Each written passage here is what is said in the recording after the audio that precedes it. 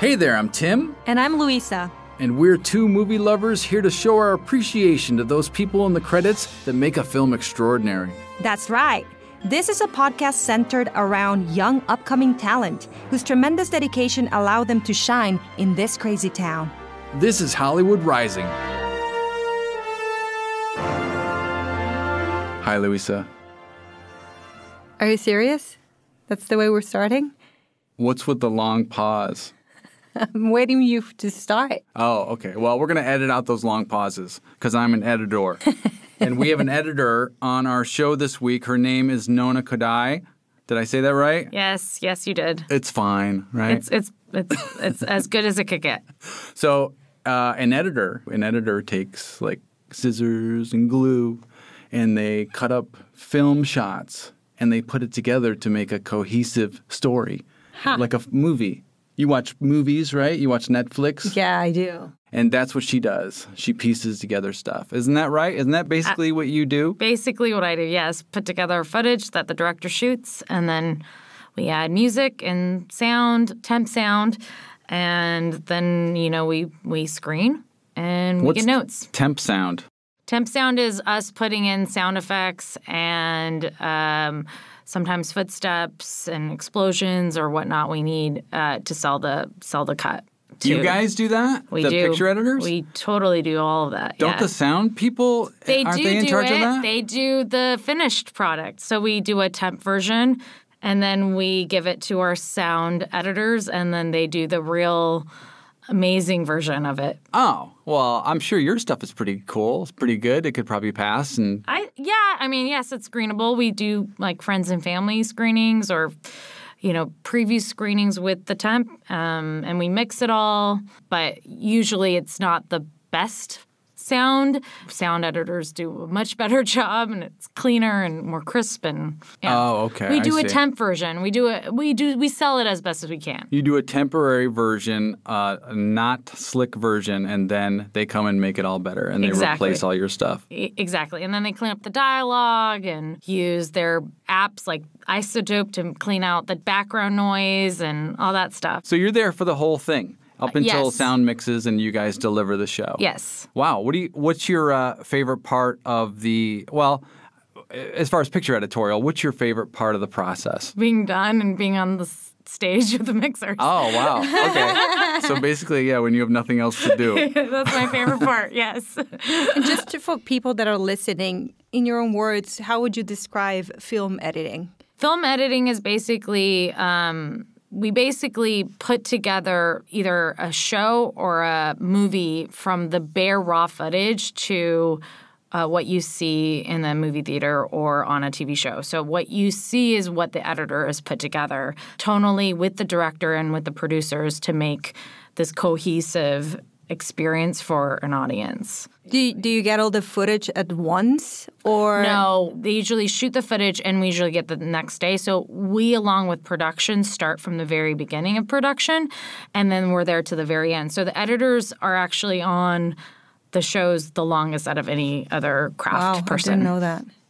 Besides the directors, yeah. So you guys are essentially like the storytellers. You're the one that put it together and makes sense of all the footage, all the raw footage. Pretty much, yeah. How would you rate editing on a scale of necessary film jobs? I mean, for me, it's like up there with the director, and the DP, yeah. Right. The DP, whoever shoots the movie, and then you don't really need a director, right? You just shoot the movie and then cut it. Well, you need the director for tone, and if you don't have a director to kind of have a vision and have the story kind of can waver, but you need a director or a producer, a showrunner, if it's an episodic series to kind of guide you on how they want the show to be. You can't do it on your own. I mean, you can. I've done it on my own, but it's difficult. You kind of need to have a sense of where the show needs to go or movie needs to go. Yeah. But you don't need actors. You definitely need the actors. I have to say, every step of the process is important. Every craft person is important. We need everybody. That's a good answer. But for story itself, yes, the editor. You can make a documentary with just footage and an editor, and you can make a story. So I think in that sense, you can make anything with just one editor. But yes, you need every single person on the crew to make a really good film or television series. Walk us through how do you start to begin to work on a scene specifically? I usually have my assistants put the footage in a bin. I use Avid, mostly Avid Media Composer is usually the editing program I use. So when they shoot footage, it's not always in order. So usually I have the assistant put the bins in order of how the scene should be constructed. And then I will watch every frame of it. Sometimes I don't have time and I watch it in groups, but I'll watch everything. And then as I'm watching, I'll pull subclips of each performances that I like and into a select reel. And then once I finish watching the footage, I duplicate the select reel, and then I start cutting from that. And then I'll go back and rewatch the dailies to see which pieces work with the selects or don't, and then I finesse it from there. Is it easier to work on an editorial team or alone? When I'm working on a show, yes, you need a team, you need assistants. But I also like having other editors on shows just so you can bounce ideas back and forth. It's a much more pleasant way of working. Being alone in your head is kind of lonely, so it's really nice to have other people to talk to about stuff. How much creative freedom do you have on a given show? I feel like we get a lot of freedom initially. And then, because the first cut is usually your cut, the editor's cut. Granted, it's not fully your cut because you have to show every frame of what's been shot pretty much or as much of what you think the director or showrunner wants to see. And then from there, you whittle it down and make it more focused. So you do have a lot of input, and I usually try to tell the directors, I'm not particularly loving this scene. Maybe this scene we need to remove. But I initially show everything to them and then give them the option of what I think. And then they could disagree or agree with me. Just depends on how they feel about it. The scenes you aren't in love with personally, do you try to do a bad job cutting them so they'll hate them from the get-go?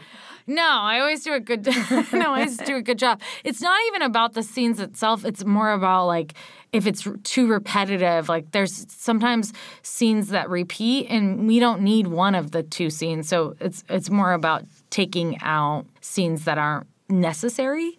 They could be great scenes. Sometimes you have to kill your darlings, and, like, they're your favorite scenes, and then you have to remove it because it's not quite what the story needs. Yeah, is it difficult to lose scenes that you've worked so hard on? Yes.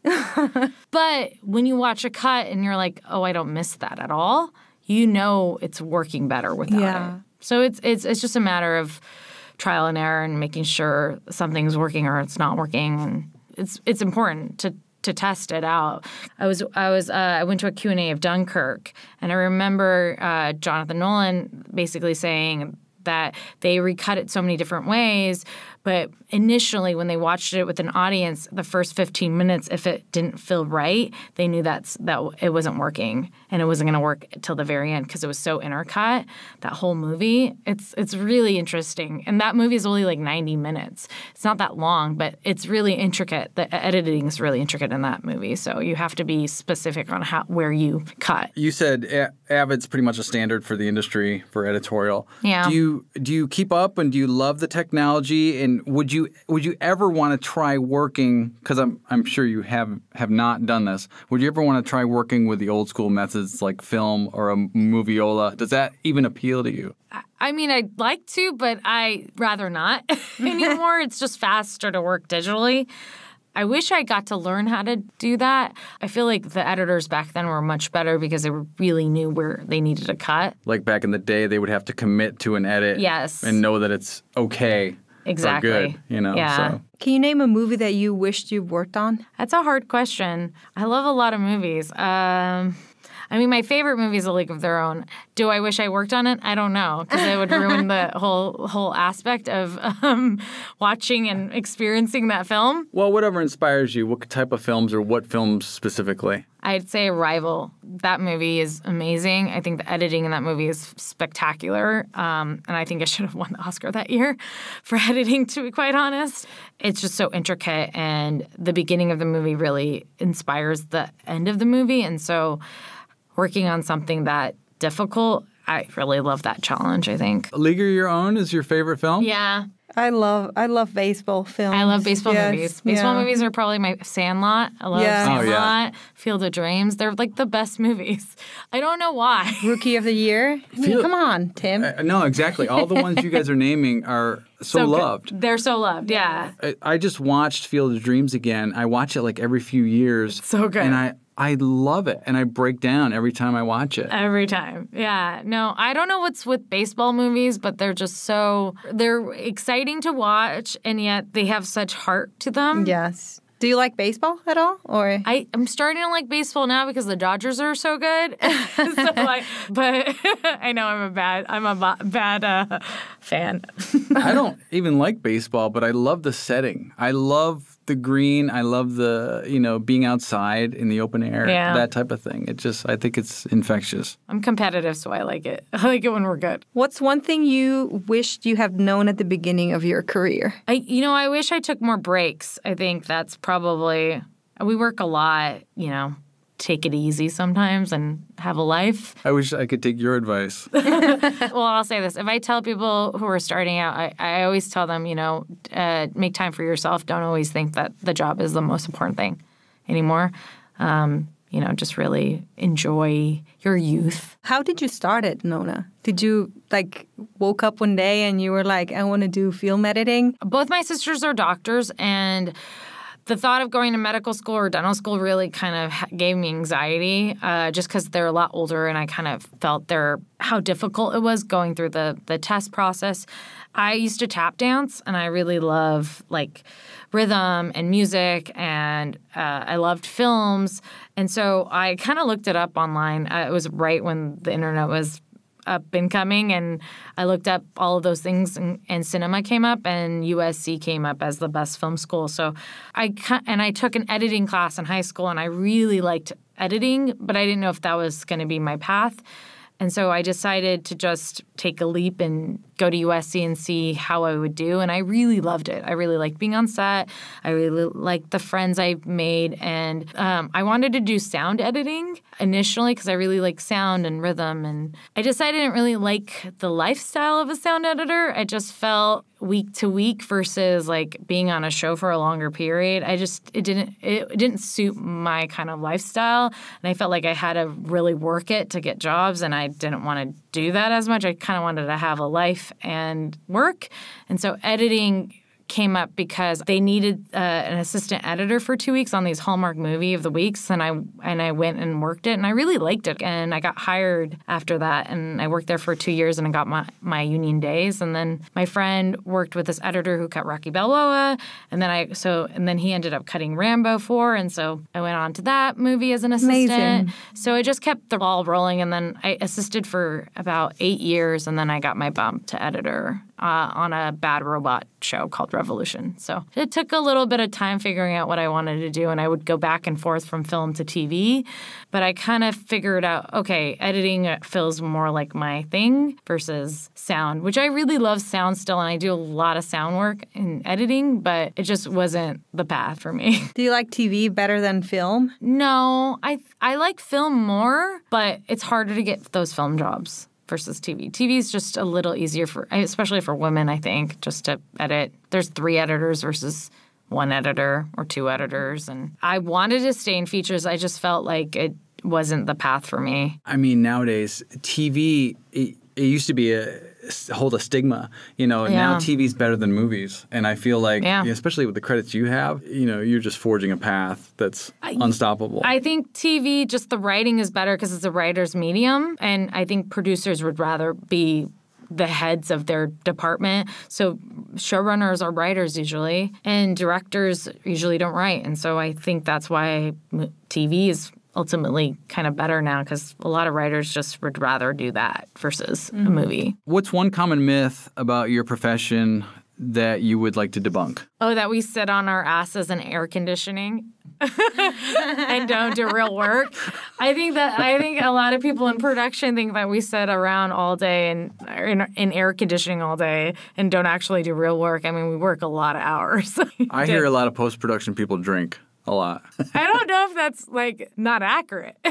No debunking there. I don't drink. But What advice would you give someone that wants to pursue a similar career? you would really have to like this career because it's a lot of work, and a lot of people think it's easy, that you can come in and just work your hours and be done, but it's grueling, and it's really competitive. I don't want to scare people, but it's just, if you don't love it, don't do it, is how I feel about it. Because there's a lot of jobs, luckily, right now, but it's not easy. I don't know if I would do this again if I was starting out. I feel like it takes a lot of years out of your life.